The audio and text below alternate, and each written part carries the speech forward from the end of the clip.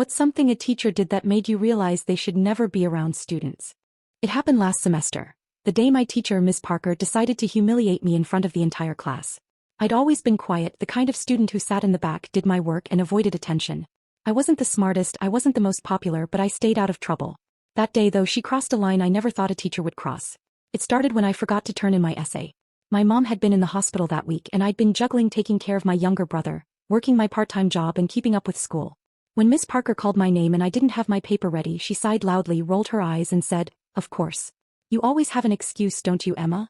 The class laughed. I felt my face burn. I mumbled an apology and said I'd turn it in the next day. But that wasn't enough for her. "Maybe if you weren't so busy hiding your little problem, you'd actually keep up with your work," she said, loud enough for everyone to hear. The room went silent. My stomach dropped. I knew exactly what she meant, and so did she. She was talking about my anxiety diagnosis. It wasn't something I told many people. Only the school counselor and a few teachers knew because I sometimes needed extra time for assignments when I had panic attacks. But she just broadcasted it to 26 students like it was gossip. Someone in the back whispered, "Wait, she has anxiety?" Another student snickered. My throat tightened and I couldn't say a word. Miss Parker smirked and continued the lesson as if she hadn't just shattered the little confidence I had left. When the bell rang, I ran out of class. I didn't cry, not yet. I just felt numb. But when I got home and my mom asked what was wrong, it all came out. She was furious. She said, "That's illegal, Emma. What she did, that's a violation of your privacy." My mom called the school that same afternoon. I didn't want to make a big deal out of it, but she insisted. She spoke directly to the principal, who immediately scheduled a meeting the next morning. I barely slept that night, worrying that Miss Parker would retaliate, that I'd be labeled as the sensitive kid forever. When we walked into the principal's office, Miss Parker was already there, looking confident and smug. She said, "I didn't do anything wrong.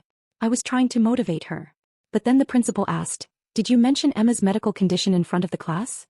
She hesitated for just a moment, enough for everyone to see she knew she was caught.